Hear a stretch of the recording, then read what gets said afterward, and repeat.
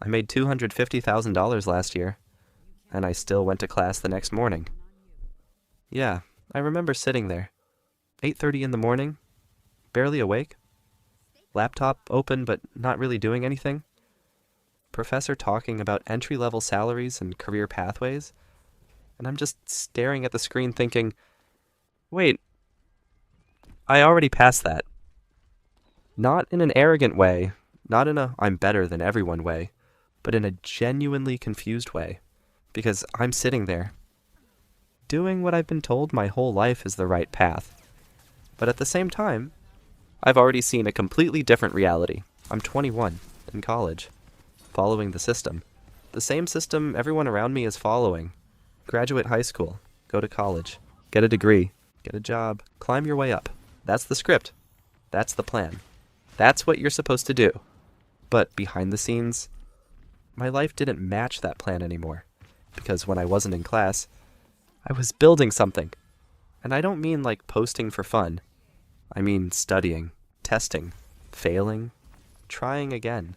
While people were worried about exams, I was worried about why a video only got 20,000 views instead of 200,000. While people were preparing for internships, I was learning how to keep someone watching a video for 30 seconds instead of 10. Two completely different skill sets, two completely different mindsets, and that only one of them was actually changing my life. But to really understand this, you have to understand how long it took to even get there. Because it wasn't instant, it wasn't luck, and it definitely wasn't easy. For years, I was trying to make content, and when I say trying, I mean failing over and over again.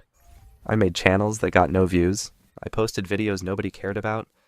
I tried trends that didn't work. I copied ideas that flopped. There were times I'd upload something, refresh the page, and it would still be at 0.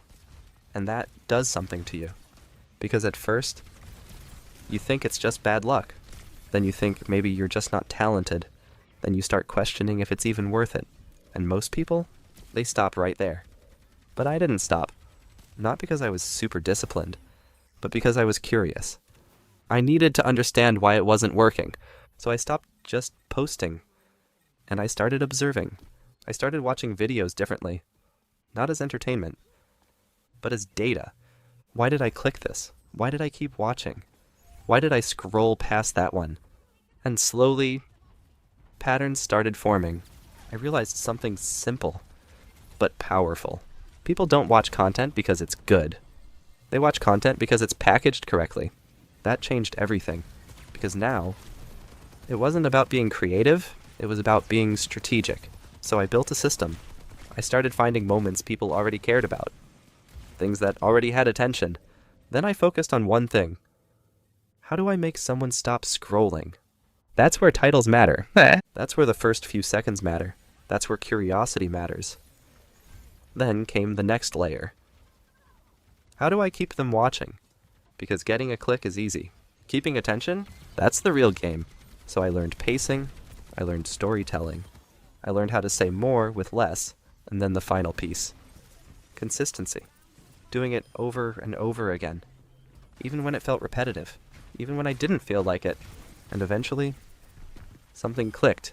One video performed better. Then another. Then another. And then it wasn't random anymore. It was repeatable. That's when everything changed. Because once something becomes repeatable, it becomes scalable. And once it becomes scalable, it becomes real. That's when the money started coming in. Not all at once, but enough to make me stop and think. Wait, this is actually working. And the more I focused on it, the more it grew. But at the same time, my normal life kept going. Classes didn't stop. Responsibilities didn't stop. Expectations didn't stop. So now I'm balancing both worlds. Waking up early for class, then staying up late working on content. Sitting in lectures, while thinking about video ideas, doing assignments, while checking analytics every hour. And eventually, it started to feel weird. Because the more success I had online, the less sense my environment made. I'm learning things that aren't helping me. I'm spending time that could be spent growing something real. And the biggest question kept coming back. Why am I still here? And that question doesn't go away. It gets louder. Because now you've seen proof. Proof that there's another way. And once you see it, you can't unsay it. But here's where it gets complicated. Because walking away from the normal path isn't just about you. It's about your family, your environment, people's expectations of you. It's about security. Because even if something is working, it doesn't feel safe. And humans are wired to choose safety, even if that safety leads to a life they don't actually want. And I started realizing that most people aren't stuck because they're incapable. They're stuck because they're conditioned. Conditioned to follow a path without questioning if it even makes sense for them.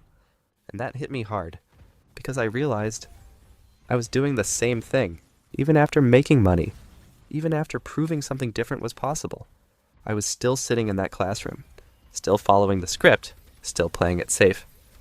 And that's when I had to be honest with myself. What am I actually afraid of? Is it failure? Or is it stepping into something where I'm fully responsible for the outcome? Because when you build something yourself, there's no one else to blame. If it works, it's on you. If it fails, it's also on you. And that level of ownership is uncomfortable, but it's also powerful. Because it means your results are directly tied to your effort, not your degree, not your connections, not your background, just your ability to learn and execute. And that's when I started seeing things differently. That the money wasn't the most important part.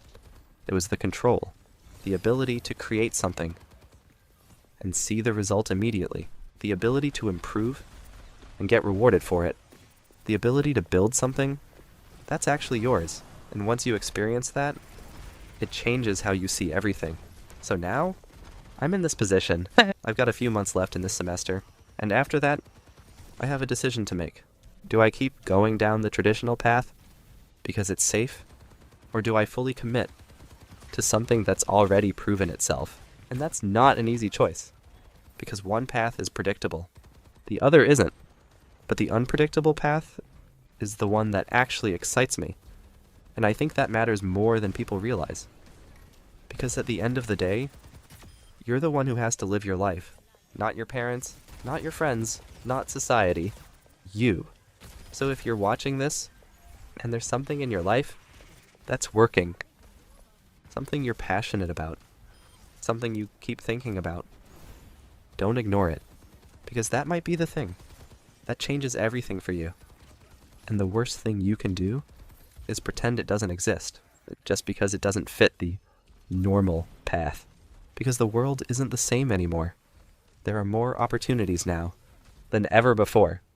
But most people will never take advantage of them. Not because they can't, but because they won't. And that's the difference. So now the question isn't, is this possible? It's, are you willing to bet on yourself? Because that's what it really comes down to. And honestly, I'm still figuring it out. But I know one thing for sure. I can't unsee what I've already seen. And I can't go back to thinking small after experiencing something bigger. So whatever happens next, I know it's going to be on my terms. And that's something I wouldn't trade for anything. I'll see you in the next one.